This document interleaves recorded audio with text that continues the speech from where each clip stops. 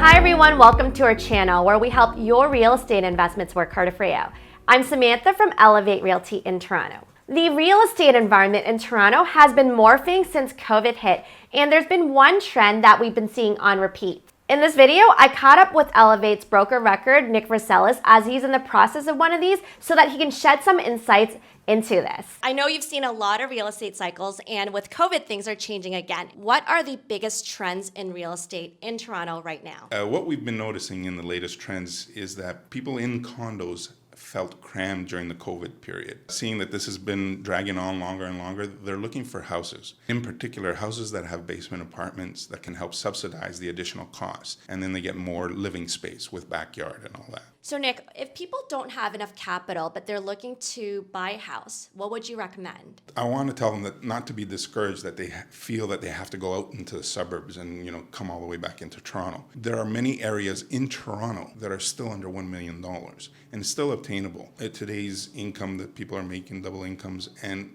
when they find these homes, we look for them with basement apartments to help subsidize. You just come to us with your wish list and what you want. You got to be willing to compromise on some of the stuff, such as parking, neighborhoods. I'll give you an example. When I bought my house, I was on the west side of Bathurst. We wanted to be on the east side of Bathurst, but they were too expensive. So we compromised with location and we're on the west side. We bought our house in 2001 for $185,000. Small semi-detached, 1,500, starter home, 3-bedroom. And now they're selling for 1.1. Now, if we go a little bit more west than that area, they're under $1 million. And this is what we're talking about. If you compromise with the location, you can get something under the $1 million, which will close still to transit, close to schools, close to restaurants, close to shopping. Down the road, the equity will build up, which will increase your buying power to move out later. Okay, so with the current situation with different condo markets and house markets, what would you recommend in terms of the process of selling a condo and buying the house? Well, there's two options. Either you sell your condo first and then look for a house to buy, or you buy a house and then put your condo on for sale. Now, there's pros and cons for both situations. Let's say you sell the condo first. You look for a longer closing period, 90 to 120 days, which isn't uncommon, but wasn't the norm the last few years, which will give you the opportunity to look for a house that suits your needs. And with the housing market being more stable out there, there's more opportunities to find something. It won't be that high of a risk. You can also buy a house and then put your condo up for sale. And then when you buy the house, that's when you ask again for a 90 or 120 day closing to give you the opportunity to sell your condo. Now, the risk to that is that if you don't sell your condo in time, then you are on the hook for both the house and the condo. The banks will look on it. They might bridge finance, and then it'll help you carry the condo for extra time. If you're showing them that you're selling it, it's on the market, you're not keeping it. Banks are not here to make your life hard. They're going to want to help you. You just don't want to be in that situation, just add stress. Okay, so one of the most important things about selling a condo and buying a house is to make sure that you get top dollar when you're selling the condo. And right now we're actually in a condo that we're about to list out. So why don't we walk around this condo so then you can walk me through what is important in terms of preparing a condo for a listing so that we can get top dollar for it. Yes, let's walk through. One of our team members is going to be listing this condo.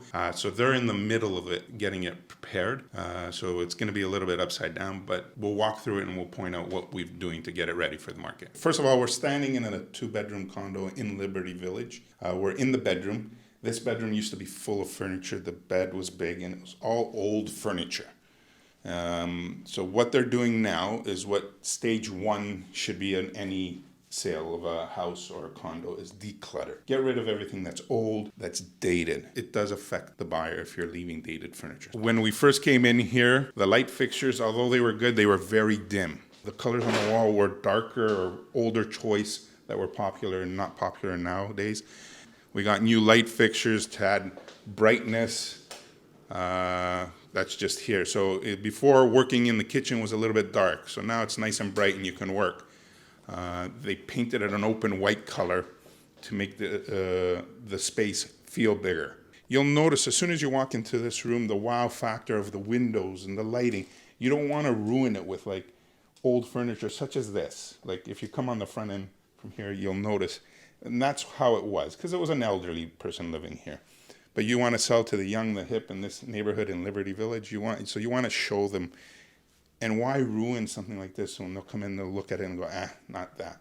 I don't want to scare off people. It's not that you got to come and re-gut the place and fix it. Like, for example, this kitchen is fine. You're just going to take out all your personal belongings out here. You're going to open it up. You're going to see what the buyer can see, what they can use it at. They don't want to see what you use it for. Like, for example, even the bathroom. All you have to do, let's turn on the light here, is like new shower curtains. They had a low voltage light. They kept the light fixture. They just bought new light bulbs in there to make it nice and bright. We're going to bring in the stagers, and they're going to put in the new modern furniture and give people a visual, because people like visuals of how to lay out their furniture. Well, we're here with the seller, Robin. Tell us what you've done so far and how long and how much it's cost you so far. About a week and a half, really, since I decided that this is going to go to market. And about $1,000. Less than $1,000, lighting, painting, and the most work? My son and I getting rid of stuff. And the most work on this would have been? Getting rid of the stuff. Decluttering. So decluttering is very important, as we mentioned inside. As you can see, condos are generally newer and in pretty good shape. This means getting your property ready for sale isn't as intimidating as you might expect.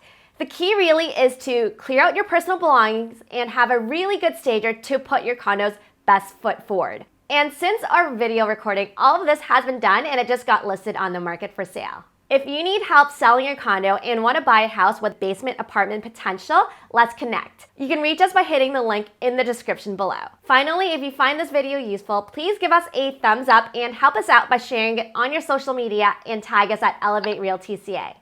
I wish you all the best in your real estate investing journey. Thanks so much for watching, and I'll see you in the next video.